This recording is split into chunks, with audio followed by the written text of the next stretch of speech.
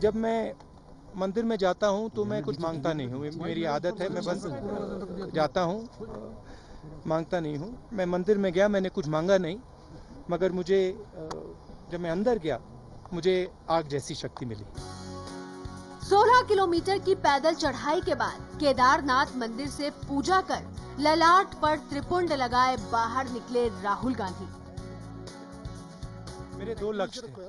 पहला, जिन लोगों की यहाँ मृत्यु हुई थी उनकी मैं इज्जत करना चाहता था। ये भी सोचा कि अगर मैं पैदल चल के जाऊंगा तो ये जो हमारे भाई हैं यहाँ पे जो काम करते हैं उनको थोड़ा फायदा होगा, लोग आएंगे, लोगों को डर कम लगेगा। कांग्रेस उपाध्यक्ष राहुल गांधी केदारनाथ मंदिर की खुद प्रदक्षिणा कर रहे हैं। उनके साथ मंदिर के मुख्य पुजारी रावल भी हैं। राहुल गांधी की अंदर गए, सबसे पहले उन्होंने कपाट खुलते ही वीआईपी गेट से दर्शन किया उन्होंने, और फिर उन्होंने इच्छा जाहिर की कि केदारनाथ मंदिर की वो प्रदक्षिणा भी करें। और किस तरीके से यहाँ काम चल रहा है, कैसे मंदिर एएसआई के लोग मंदिर का कामकाज देख रहे हैं, इन सारी चीज़ों की राहुल गांधी देखिए किस तरीके से खुद ही देख रहे हैं। ये वो चट्टानें हैं जो खिसक गई थी, पीछे वो शिला भी है जिसकी वजह से बताया जाता है कि मंदिर को बहुत कम नुकसान हुआ था। तो राहुल गांधी एक एक चीज को जानने और समझने की कोशिश कर रहे हैं। लोकसभा चुनाव के बाद एके एंटनी ने रिपोर्ट में कहा था कि कांग्रेस की मुस्लिम समर्थक पार्टी की छवि बन रही है। फाइनली अलमारी में से निकाली जा रही है एंटनी कमेटी की रिपोर्ट, उसको झाड़ के, और हो सकता है उस पर अमल करने की कोशिश होगी।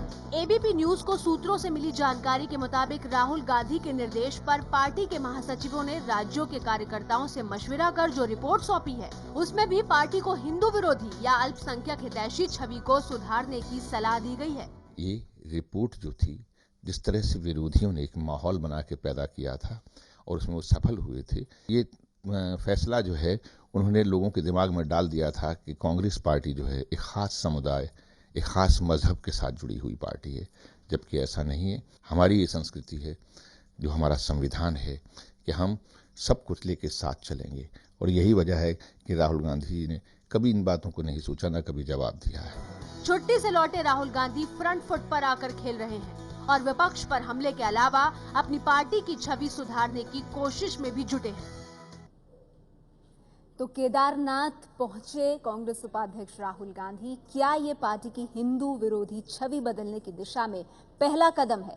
इसी पर हम चर्चा करेंगे। हमारे साथ आज की इस चर्चा में खास मेहमान मौजूद हैं। आपको बता दें, शिवसेना से प्रेम शुक्ला जी हिंदी सामना के एडिटर हैं, हमारे साथ मौजूद हैं। रशीद किदवई जी वरिष्ठ पत्रकार और कांग्रेस पार्टी को लंबे समय से कवर करते रहे हैं, कांग्रेस को बड़ी नजदीकी से जानते हैं, हमारे साथ मौजूद हैं। कांग्रेस पार्टी से हमारे साथ कुछ देर में शोभा ओझा जी जुड़ेंगी। इसके साथ ही आपको बता दें, यहाँ स्टूडियो में हमारे साथ मौलाना अंसार रजा साहब, आचार्य प्रमोद कृष्णन साहब मौजूद हैं। इसके साथ ही बीजेपी से श्रीकांत शर्मा जी हमारे साथ हैं। आप सबका स्वागत है। सबसे पहले, क्योंकि मुझे इंतजार है कांग्रेस पार्टी से मेहमान का, लेकिन रशीद जी हमारे साथ हैं, तो रशीद जी ये बताइए कि क्या इसको साफ तौर पर ये माना जाए कि एंटनी कमेटी की वो रिपोर्ट जिसको अभी शायद भुला दिया गया था, जिसमें धूल लग रही थी, अब उसको झाड़ पोंछ करके उसी से एक सबक लेते हुए केदारनाथ की इस यात्रा के माध्यम से छवि बदलने की ये कोशिश है कांग्रेस की? जी हाँ नेहा, देखिए आप ठीक है, एक पूरा एक मतलब पॉजिटिव प्रयास किया जा रहा है। इस तरह से सोनिया गांधी ने भी जब शुरुआत में जब वो आई थी 98 में, जब उन्होंने सियासत ज्वाइन किया था, तो उन्होंने इस तरह के बहुत सारी जो था 2001 में जब कुंभ हो रहा था इलाहाबाद में, वहाँ भी गई, उन्होंने डुबकी लगाई। तो तमाम ये नेहरू गांधी परिवार, देखिए जवाहरलाल नेहरू और इंदिरा गांधी को इस चीज़ की जरूरत नहीं थी, लेकिन सोनिया गांधी के आने के बाद में एक ऐसा पूरा प्रचार हुआ, जो संघ परिवार भी उसमें शामिल था, कि उनके आस्था को लेकर के तरह तरह के बातें कही गई। और राहुल गांधी ने भी देखिए पिछले 10 साल में कुछ ऐसा नहीं करा कि जिससे उनकी कोई छवि स्टैब्लिश हो, तो उनके लिए बहुत जरूरी है। इस समय कांग्रेस जन भी जो है उनको संदेह हो रहा है कि राहुल गांधी कामयाब होंगे या नहीं होंगे। तो एक जो पैकेज डील होती है, उस पैकेज डील में केदारनाथ की यात्रा बहुत इंपॉर्टेंट है, और इसलिए भी क्योंकि वो कांग्रेस रूल स्टेट है, तो वहां उन्हें सब पूरा का पूरा एक वीआईपी वेलकम मिला। मुख्यमंत्री ने भी सारी की सारी उनकी व्यवस्थाएं करी होंगी, तो एक अच्छा उन्हें प्लेटफॉर्म मिला जिसका वो फायदा उठाने की कोशिश कर रहे हैं। तो ये धार्मिक यात्रा ही नहीं, इसके साथ साथ सियासी मायने भी और कैसे भी वो हमें बता रहे थे रशीद। हमारे साथ कांग्रेस पार्टी से शोभा ओझा जी जुड़ गई हैं। शोभा जी, तो फिर अगर ये माना जाए कि राहुल गांधी ये जो अपनी दूसरी पारी के साथ आए हैं, एक नए अवतार में सामने आए हैं, इसमें अब कांग्रेस की छवि बदलने की भी कोशिश हो रही है, हिंदू विरोधी छवि, जिसका कहीं ना कहीं पूरी कोशिश की थी एनडीए ने उसको भुनाने की लोकसभा चुनाव में। आप उस छवि को अब तोड़ने की कोशिश कर रहे हैं इस यात्रा के माध्यम से। शोभा जी।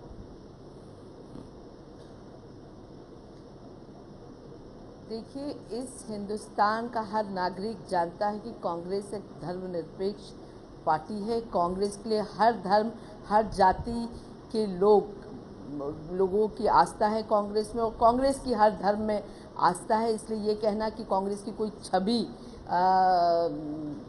एंटी हिंदू थी, ये बिल्कुल गलत होगा। या ये कोई प्रयास, राहुल जी का केदारनाथ जाना एक प्रयास है अपनी छवि को बदलने का या पार्टी की छवि को बदलने का, बिल्कुल गलत होगा ये कहना। क्योंकि राहुल जी की जो अपनी आस्था है उसकी वजह से वो वहाँ गए हैं, और साथ ही केदारनाथ के पट आज खुलने वाले थे, और उसके जो पिछली बार जो हादसा हुआ था इतना बड़ा, जहाँ अनगिनत लोगों की जान गई, तो राहुल जी चाहते थे कि वो जाएंगे तो एक श्रद्धांजलि। ठीक है शोभा जी, ये तो तमाम बातें खुद राहुल गांधी ने कही, तमाम टीवी चैनल से कही।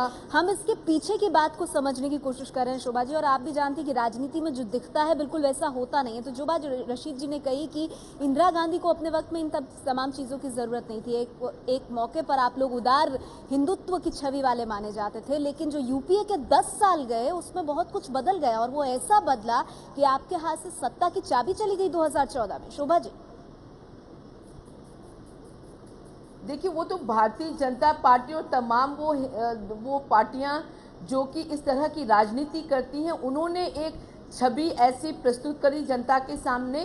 पर जो असलियत ये है कि कांग्रेस ने कभी भी जातिगत राजनीति नहीं करी है। कांग्रेस एकमात्र पार्टी है जो पूरे हिंदुस्तान की हर जाति और धर्म के मानने वाले इस पार्टी में पाए जाते हैं, और जो कांग्रेस का सिद्धांत है वो धर्मनिरपेक्षता का है। हमारे लिए हर जाति, धर्म और भाषा को बोलने वाला व्यक्ति, हर हिंदुस्तानी व्यक्ति शोभा जी, आप कह रहे हैं जाति में नहीं पड़ती कांग्रेस पार्टी, ये पूरा प्रोपेगेंडा आप कह रहे हैं। तो सिद्धांत यही है बीजेपी और एनडीए का, आरएसएस का ये प्रोपेगेंडा जो लगातार कांग्रेस कहती आ रही है। हमारे साथ बीजेपी के नेशनल सेक्रेटरी श्रीकांत शर्मा जी भी मौजूद है। श्रीकांत जी, तो कांग्रेस ये कह रही है कि हम हमेशा से सभी समुदाय को साथ लेकर चलने वाली पार्टी है। अगर मुस्लिम के तुष्टीकरण का आरोप कांग्रेस पर आप लगाते हैं और हिंदुओं को नजरअंदाज करने का आरोप कांग्रेस पर लगाते हैं, तो वो सिर्फ और सिर्फ बीजेपी और आरएसएस का प्रोपेगेंडा है, जिसको आपने जमकर भुनाया लोकसभा चुनाव प्रचार के दौरान। श्रीकांत जी।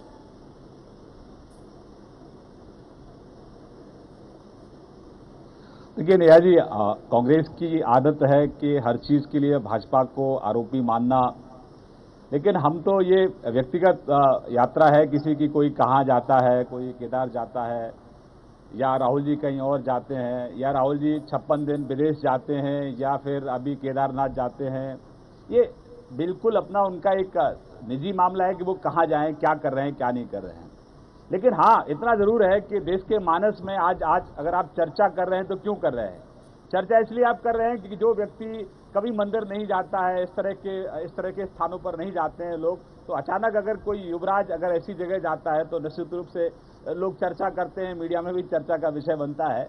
लेकिन अल्टीमेटली इस देश की जनता का जो सरोकार है वो सिर्फ और सिर्फ जी, आपको गलतफहमी है कि मंदिर नहीं जाते हैं। 10 साल में जो राहुल जी ने अपनी छवि बनाई, वो मंदिर, मस्जिद सब दूर जाते हैं, वो गुरुद्वारा सब दूर जाते हैं, कांग्रेस की बनी है। शोभा जी, मैंने तो आपको बीच में रोका नहीं, मैंने आपको बीच में रोका नहीं शोभा जी। ठीक है, तो मैं भी अपेक्षा करूंगा कि आप भी मुझे बीच में ना रोकें। अच्छी बात है, आपके युवराज मंदिर, मैं तो कहा है कि आपका व्यक्तिगत मामला है कि 56 दिन विदेश आप जाएं, उसके बाद तुरंत आप केदारनाथ चले जाएं। मैं तो आपसे ये भी गुजारिश करूंगा कि राहुल जी और मंदिर भी जाएं। कहीं ना कहीं उनके पिताजी की आस्था भी किसी एक मंदिर के प्रति थी, उस मंदिर में भी राहुल जी को जाना चाहिए। देश की जनता भी यही चाहती है। आपको एडवाइस देने की जरूरत नहीं, उनकी जहां आस्था रहेगी सब दूर वो जाएंगे। ठीक है, चलिए, आस्था की बात कह रही है इस पर कांग्रेस पार्टी। हमारे साथ आचार्य प्रमोद कृष्णन जी मौजूद है। आचार्य जी, आपको क्या लगता है, सिर्फ और सिर्फ आस्था है या इसके पीछे एक तरह का संदेश भी है जो राहुल गांधी देना चाहते हैं बहुसंख्यक हिंदुओं के बीच? और अगर देना भी चाहते हैं तो उसमें बुराई क्या है? बुराई क्या है उसमें? देखिए नेहा, एक तो मैं आपको बताऊं कि ये जब कभी कभी दर्द होता है, आदमी परेशान होता है, तो वो इसमें कोई डरने की और छुपाने की बात नहीं है कि तो भगवान के दर भी जाता है, माँ बाप की गोद में भी बैठता है। जब दिल का दर्द होता है तो वो किसी को बयां करना चाहता है। जहाँ तक राहुल गांधी की केदारनाथ यात्रा का सवाल है, तो पंडित जवाहरलाल नेहरू का जो परिवार है, ये भारत की संस्कृति, सभ्यता, आस्था, भावना से जुड़ा हुआ है और राहुल गांधी उसकी विरासत को संभाल रहे हैं। तो राहुल गांधी अगर अपनी श्रद्धा प्रकट करने, अपनी आस्था के लिए भगवान के दरबार में जाते हैं, तो इसमें कोई बुरा मानने की भी बात नहीं है और इसका कोई राजनीतिक आकलन करने की आवश्यकता नहीं है।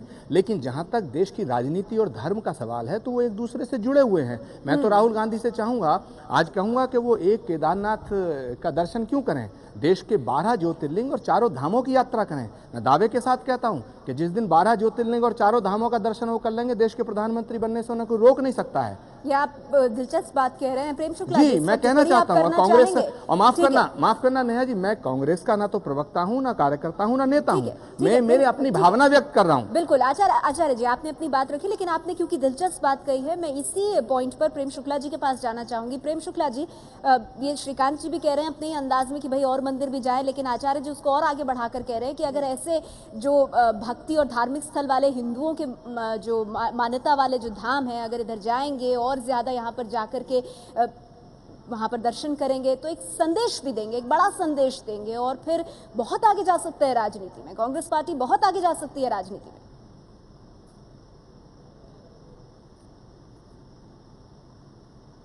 कांग्रेस पार्टी के साथ एक छवि का संकट तो निश्चित तौर पर कांग्रेसियों के कारण उत्पन्न हुआ है।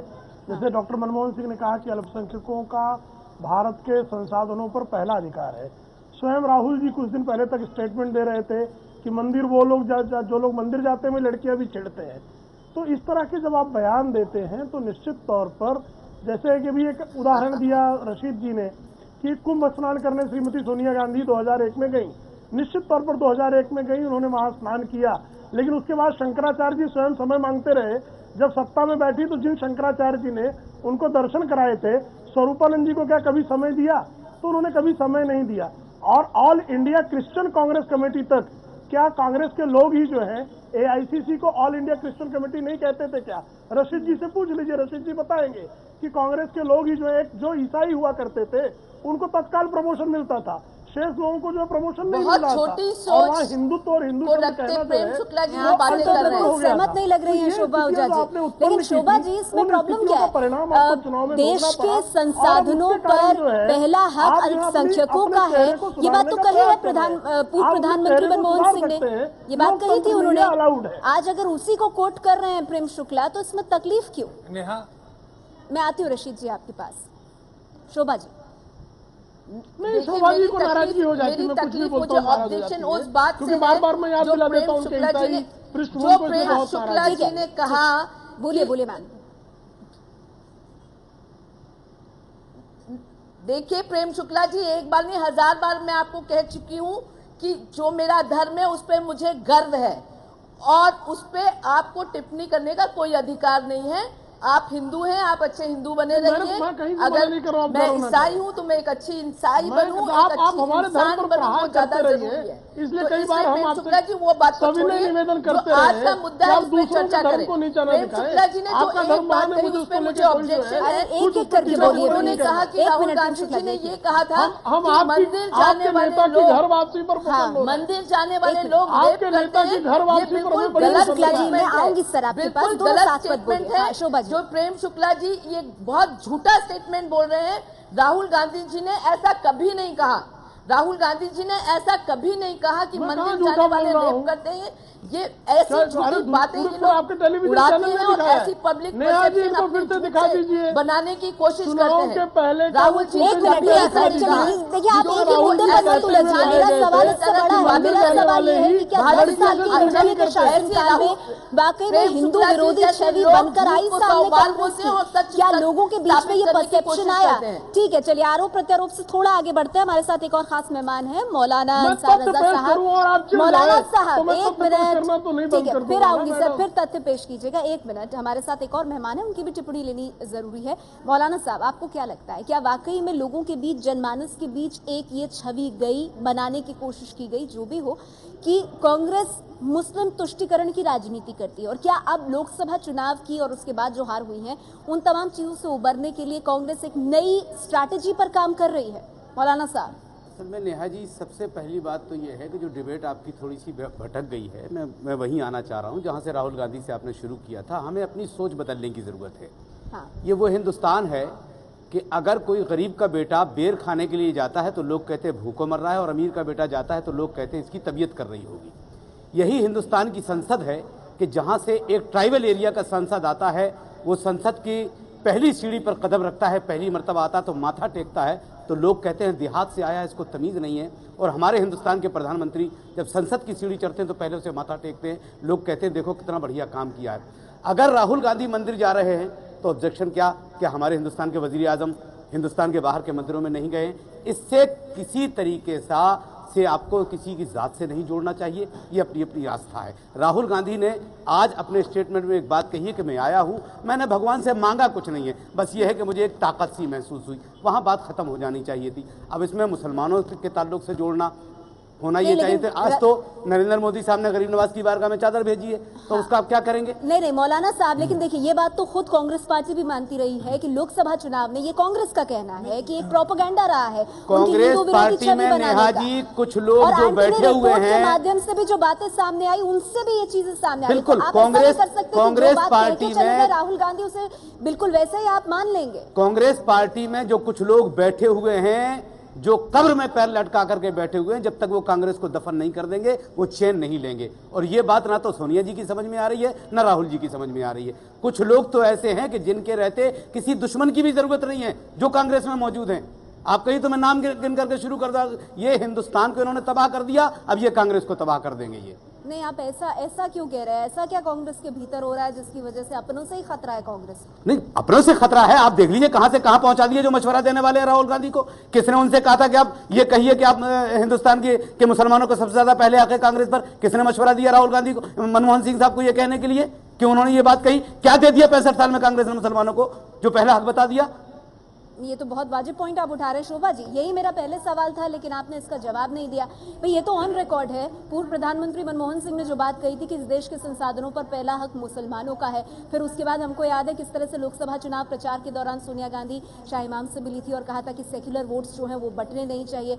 कानून मंत्री 2012 में कानून मंत्री रहे सलमान खुर्शीद साहब क्या कहते हैं उत्तर प्रदेश के विधानसभा चुनाव के दौरान की बाटला एनकाउंटर की तस्वीरें देखकर फूट कर रोई थी सोनिया गांधी। जब इस तरह के बयान सामने आएंगे तो जाहिर सी बात है आप लोग अपना नुकसान सोनिया जी का जहां तक मिलने का सवाल था, मैं आपको एक बार और हमेशा के लिए साफ कर दूं कि सोनिया जी किसी से मिलने नहीं गई थी।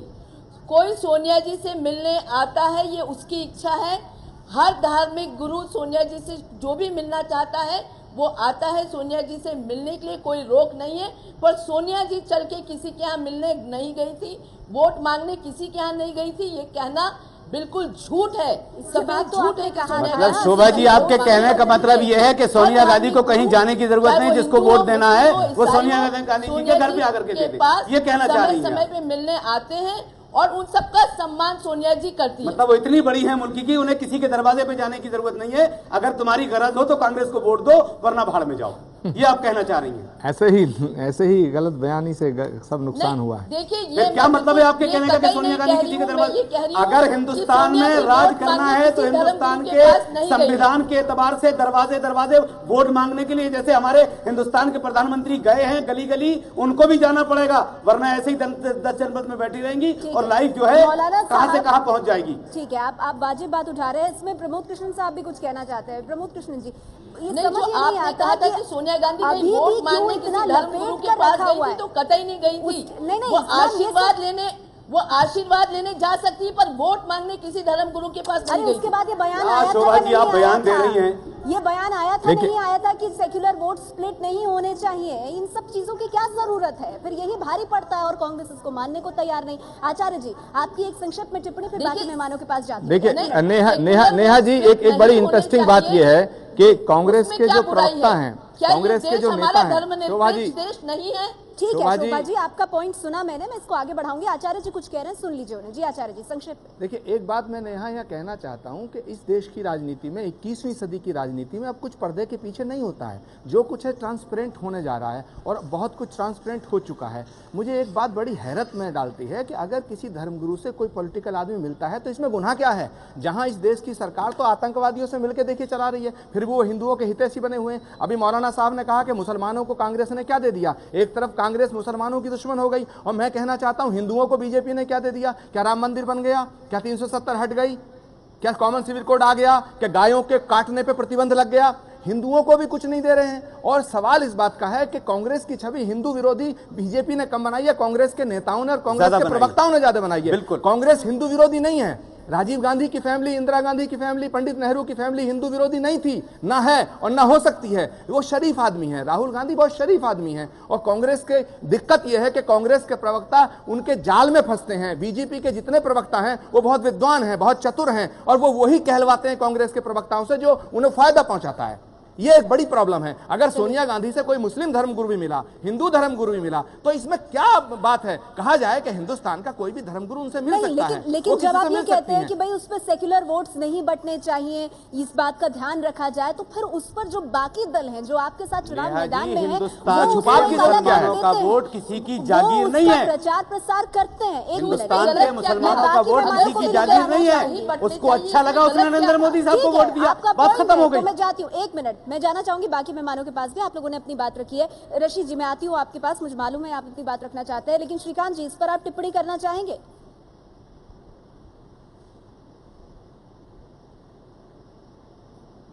देखिए नियाजी, वास्तविकता ये है कि अब 21वीं सदी की तरफ देश जा रहा है। अब आप कुछ भी करिए, लेकिन 10 साल तक राहुल गांधी जी के पास मौका था। 2004 में वो बहुत बड़ी बातें कर रहे थे जब चुनाव था। 2009 में उन्होंने यूथ की बात की, उन्होंने गवर्नेंस की बात की, उन्होंने बेरोजगारी को समाप्त करने की बात की, नौजवानों का नेतृत्व देने की बात की। लेकिन अल्टीमेटली क्या हुआ? राहुल गांधी कांग्रेस करप्शन, कुशासन और कमीशन की ब्रांड एम्बेसडर बन गई। और आपने, जिन लोगों ने आपको सपोर्ट किया, आपने कहीं ना कहीं देश की जनता के साथ विश्वासघात किया। तो आज सरकार की जो छवि बनी कांग्रेस की, या राहुल गांधी की जो छवि बनी, वो जन विरोधी छवि बन गई, वो विकास विरोधी छवि बन गई, वो गरीब विरोधी छवि बन गई, वो दलित विरोधी छवि बन गई। अब आप मंदिर जाइए, अच्छी बात है, वहां से सद्बुद्धि मिलती है। बन गई, आप लोगों ने बनाई। हमने नहीं बनाई। कोयले की खदानों का घोटाला आपने किया, हमने नहीं किया। मैं श्रीकांत जी से एक सवाल पूछना चाहता हूँ। कोयले की खदानों का घोटाला कांग्रेस ने किया। अब विषय को भटका रहे हैं। कोयले के मोबाइल को कंस्ट्रक्शन कंपनी को कांग्रेस ने दिया, हमने नहीं दिया। तो आप जैसा करेंगे वैसी छवि आपकी बनेगी। आप आज मंदिर जाइए, कहीं भी जाइए, लेकिन राम के अस्तित्व को आप नहीं मानते हैं, राम के अस्तित्व को आप नहीं मानते, ये कोर्ट में एफिडेविट आप देते हैं। केदारनाथ की ये यात्रा, इसके क्या और कोर्ट में एफिडेविट देते हैं, और उसके लिए आरोप बीजेपी पर आप लगाते हैं। कोशिश है। प्रेम शुक्ला जी, राहुल गांधी का ये एक नया अवतार है। किसान के मुद्दे पर बोले हैं, नेट न्यूट्रलिटी पर बोले हैं, अब केदारनाथ भी गए हैं, यानी किसान, विज्ञान, भगवान, अब तमाम पहलुओं को वो छू रहे हैं। ये क्या बीजेपी के लिए, एनडीए के लिए खतरे की घंटी है? जी, कम से कम वो लोकतांत्रिक पद्धति में जो है स्वयं को फिर से सक्रिय पा रहे हैं। तो कांग्रेसी जो मूर्छित पड़े थे उनको सचेत होने का एक अवसर निश्चित तौर पर दे रहे हैं, इसमें किसी प्रकार का कोई संदेह नहीं है। लेकिन एक आपकी जो छवि है वो एक रात में नहीं बदल जाएगी, क्योंकि पिछले 20-30 वर्षों में लगातार आपने हिंदुओं को जो है अपमानित करने का जो प्रयास किया है। मसलन संस्कृति मंत्रालय ने अंबिका सोनी के नेतृत्व में प्रभु रामचंद्र जी को कहा वो पौराणिक पुरुष थे, उनका कोई ऐतिहासिक संदर्भ नहीं, उनका कोई अस्तित्व ही नहीं था। ऐसे में आपको कम से कम 50 उदाहरण दे सकता हूं जो कांग्रेस ने जानबूझकर हिंदुओं को अपमानित करने का प्रयास किया। अब आप जो है वो अपमान का जो घूंट हिंदुओं ने पिया है, अब उस अपमान से जब बारंबार आप सम्मान देंगे, जैसे आज आपने मंदिर वापसी की है, आप मंदिर आए हैं तो एक संदेश गया है, ये बारंबार इस तरह का जब आप सकारात्मक संदेश देंगे तो आपके प्रति लोगों की जो सोच है उसमें बदलाव आएगा। शोभा जी, आप क्या कहेंगी? मंदिर वापसी का नाम दे रहे हैं प्रेम शुक्ला जी से।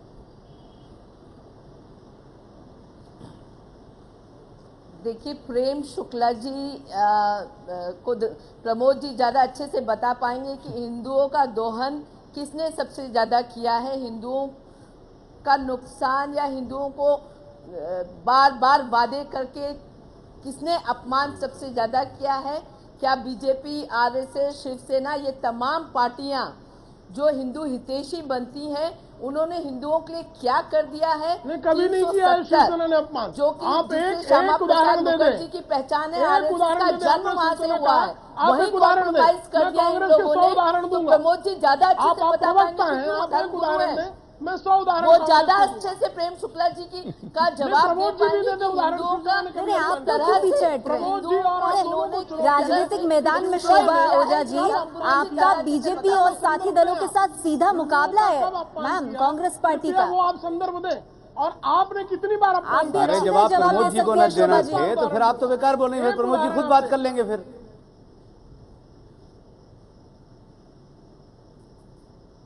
शोभा जी, इन्होंने राम मंदिर के नाम पर कितने चुनाव जीते, इन्होंने गौरक्षा के नाम पर कितने चुनाव जीते, इन्होंने ईंटें पूरे हिंदुस्तान में घुमाई, गरीब महिलाओं शोभा ने जी, राम मंदिर शोभा जी, माफ कीजिएगा, मंगलसूत्र तक डाल दिए मुझे थे, नहीं और पता तब आप चंदा क्या ये सोच खा गए। करके बोल रही हैं। मैं सिर्फ आपसे इतना कहूंगा कि उन्होंने राम मंदिर के नाम पे लिया हो या जिसके लिया हो, जो दिखता है वो बिकता है। आज 268 सीट के साथ नरेंद्र मोदी साहब प्रधानमंत्री बनकर के बैठे हुए हैं, और उसमें सबसे बड़ा रोल आप लोगों का है, इसलिए कि जो बीजेपी चाह रही थी वो नहीं किया उसने, आप लोगों से करवा दिया और आप लोगों ने कर दिया, और आज आप लोग सत्ता से बाहर हैं और वो बैठे हुए हैं। अब क्या हो रहा है क्या नहीं हो रहा है, ये तो आने वाले 4 साल में और सामने आ जाएगा कि क्या डेवलपमेंट होगा हिंदुस्तान में, क्या नहीं होगा। लेकिन जो बीजेपी चाह रही थी वो किया आपके नेताओं ने, और जो प्रवक्ता आपकी पार्टी के हैं उन लोगों ने किया है। अब अगर कांग्रेस को बचना है और दोबारा निकल करके आना है तो अपने प्रवक्ताओं की लाइन को चेंज करना पड़ेगा, और बहुत सोच समझ करके, जिस तरह से आपने एक बात कही कि वो कहीं किसी से नहीं मिली, क्या अगर सोनिया गांधी किसी मुस्लिम धर्मगुरु से मिल लेती या किसी हिंदू धर्मगुरु से मिल लेती तो क्या बुरा हो जाता? आपको वोट तो चाहिए, धर्मगुरु से नहीं मिलेंगी। देखिए, नहीं, मेरा कहना नहीं, आपने देखिए, आपने मेरी बात को गलत समझा। जो बात भारतीय जनता पार्टी ने बहुत जोर शोर से उठाई थी कि बुखारी जी से मिलने सोनिया गांधी जी उनके घर गई थी, उनका वोट मांगने के, मैडम, हिंदुस्तान का वोटर बुखारी की मुट्ठी में नहीं है, ये आप लोग दिमाग से निकाल दीजिए, जो बार बार वहां दस्तक आप लोग देती रहती, वहां आप कुछ नहीं बचा, उसको साफ अब वहां से बाहर निकल के आइए। देखिए, वही भारतीय जनता पार्टी, वही मैं आपको बताना चाहती हूँ कि ये वही मैं आपको बताना चाहती हूँ कि भारतीय जनता पार्टी ने, बीजेपी, आरएसएस ने ये अफवाह उड़ाई थी चुनाव के टाइम पे बहुत जम के। वही मैं क्लेरिफाई कर रही थी कि सोनिया जी, बुखारी जी, अगर अफवाह उड़ाई थी तो उसका दिफा भी तो नहीं कर पाए आप लोग। आप अफवाह बता रही है शोभा जी, क्या उसी अफवाह के चलते आप लोग चुनाव हारे, और क्या आप उसी को तोड़कर आप नई छवि बनाने की कोशिश कर रहे हैं? रशीद जी, मैं आपके पास आना चाहूंगी, माफ कीजिएगा आपको इंतजार करना पड़ा, लेकिन अब तक की जो चर्चा आपने सुनी, और खासतौर पर जो कांग्रेस पार्टी का स्टैंड है कि कुछ कर भी रहे हैं लेकिन उसको अभी मान भी नहीं रहे हैं, तो क्या है कांग्रेस के अंदर अब भी असमंजस की स्थिति है, या वाकई में अब एक तरह से मन बना लिया है कि हाँ, अब हम जो एक खास तबके की राजनीति करने की जो छवि बनती जा रही है उसको तोड़ेंगे हम? रशीद जी। जी देखिए नेहा, इससे पहले, सबसे पहले हमें कांग्रेस पार्टी का खुद जो उसका एक वैचारिक स्टैंड है उसको समझना चाहिए। दरअसल कांग्रेस में हमेशा कांग्रेस एक कहती है कि इक्वल रिस्पेक्ट फॉर ऑल, लेकिन वो प्रैक्टिकल जब हम अप्लाइड साइड ऑफ पॉलिटिक्स में देखते हैं तो इतना करना आसान नहीं रहता। और कांग्रेस जब भी संकट में आती है, दुविधा में आती है, तो हमेशा एक ऐसे कदम उठाती है। मैं आपको एग्जाम्पल देता हूँ, राजीव गांधी ने 1989 का चुनाव का प्रचार कहाँ से शुरू करा? वो सरयू नदी के किनारे अयोध्या का उस समय मामला बढ़ रहा था, वहां से अपनी चुनाव की शुरुआत करी। सोनिया गांधी ने 19 नवंबर 1999 को कांग्रेस पार्टी का CWC का रेजोल्यूशन है, शोभा जी इसको गौर से पढ़ें, उसमें लिखा है कि Hinduism is the sole guarantor of secularism in India.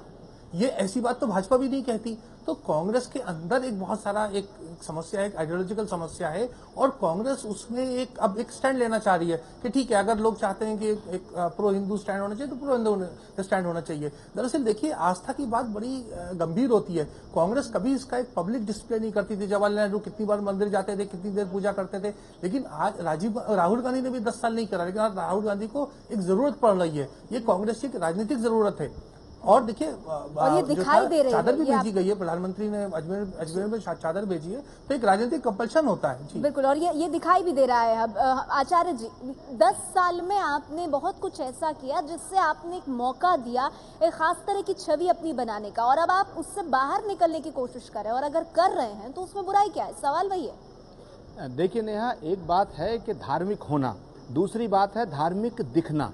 तो अगर राहुल गांधी इसको वहाँ भगवान का दर्शन करने इसलिए गए हैं कि वो दिखाई दे दें और वो उनके प्रति हिंदुओं की सहानुभूति हो जाए, तो ये गलत होगा। पर जहाँ तक मैं मानता हूँ, मैं समझ रहा हूँ कि राहुल गांधी बेहद ही एक शरीफ इंसान हैं, और राहुल गांधी जो हैं उनकी नीयत पे संदेह नहीं किया जा सकता है। कभी कभी वो ऐसी बातें बोल देते हैं कि उनकी पार्टी को नुकसान होता है, सारे प्रवक्ताओं को उनको डिफेंड करना पड़ता है। तो जो व्यक्ति ऐसा होता है उसकी नीयत पे शक नहीं किया जा सकता है। अगर राहुल गांधी भगवान केदारनाथ का दर्शन करने श्रद्धा से गए हैं तो मैं तो कहूंगा कि 12 ज्योतिर्लिंग और चारों धाम की यात्रा उन्हें करनी चाहिए। नहीं, पर मैं तो ये कहती हूँ नहीं, और दूसरा नेहा, अगर आप अपना राजनीतिक मंतव्य भी साध रहे हैं और वो सिर्फ इस तरह से कि आप अपनी छवि बदलने की कोशिश कर रहे हैं, तो उसमें कुछ बुरा नहीं। प्रेम शुक्ला जी की बात का, मैं प्रेम शुक्ला जी से मैं सहमत हूँ। प्रेम शुक्ला जी ने कभी, अभी शोभा जी और प्रेम शुक्ला जी का झगड़ा हो रहा था, मैं प्रेम शुक्ला जी को बड़ा विद्वान प्रवक्ता मानता हूँ, चतुर प्रवक्ता मानता हूँ। प्रेम शुक्ला जी ने कभी हिंदुत्व के नाम पर इनकी पार्टी ने समझौता नहीं किया, लेकिन अफसोस इस बात का है कि जो भारतीय जनता पार्टी कश्मीर में देश के द्रोहियों से संबंध बनाए रखती है, उनके खिलाफ ये कुछ नहीं बोलते हैं आजकल।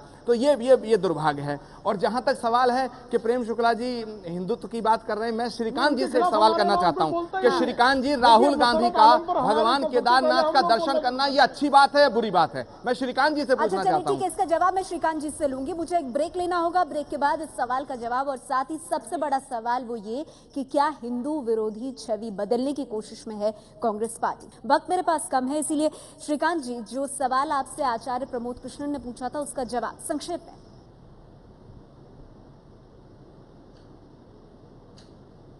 देखिए, तो मैं प्रमोद जी को बधाई दूंगा कि जिस अच्छे तरीके से कांग्रेस के प्रवक्ता कांग्रेस का पक्ष नहीं रखते हैं, उससे बेहतर तरीके से प्रमोद जी कांग्रेस का पक्ष रख रहे हैं। नेहा जी, मैं इतना कहूंगा कि कांग्रेस किसी के बनाने से किसी की छवि, काम से आपकी छवि बनती है।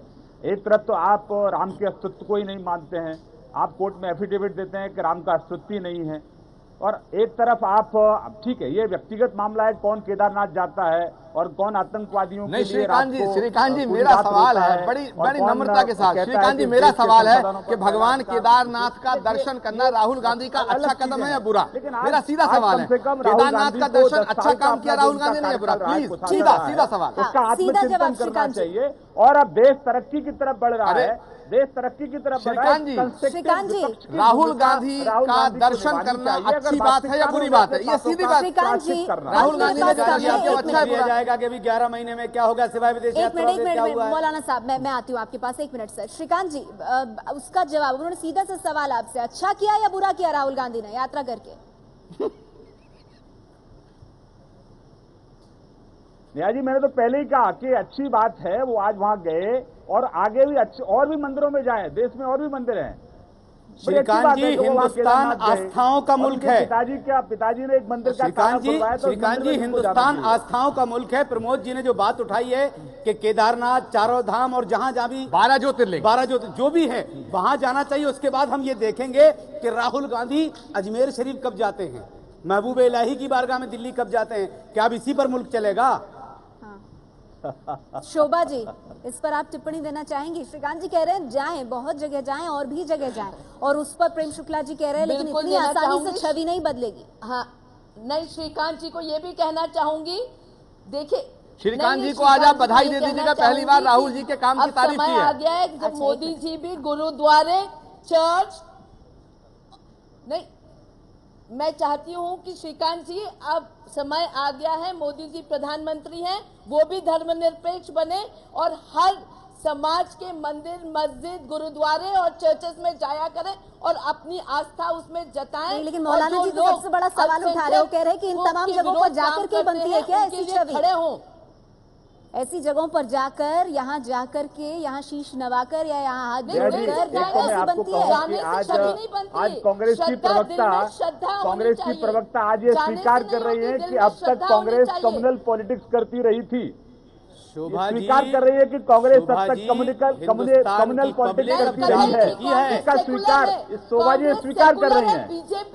बीजेपी कम्युनल है, बीजेपी सांप्रदायिक है, बीजेपी अच्छा चलिए ठीक है, उस ये तल तो पर हम आप नहीं लोग जाएंगे एक कौन दूसरे पर कम्युनल इल्जाम कौन लगाते सेक्युलर रहेंगे, है। हिंदुस्तान के देश की लोगों को जनता छोड़ बड़ी दीजिए। समझदार है। आप लोग अपनी बात क्रिमिनल है, रखिए, वो कौन खुद क्या, ये फैसला तो निष्कर्ष पब्लिक कर रही है निकालेगी ना, इस पर। एक मिनट, आपके मेरे पास कहने वक्त से नहीं कम है। होगा। प्रेम शुक्ला जी, संक्षेप में आपकी टिप्पणी सर, बहुत संक्षेप में।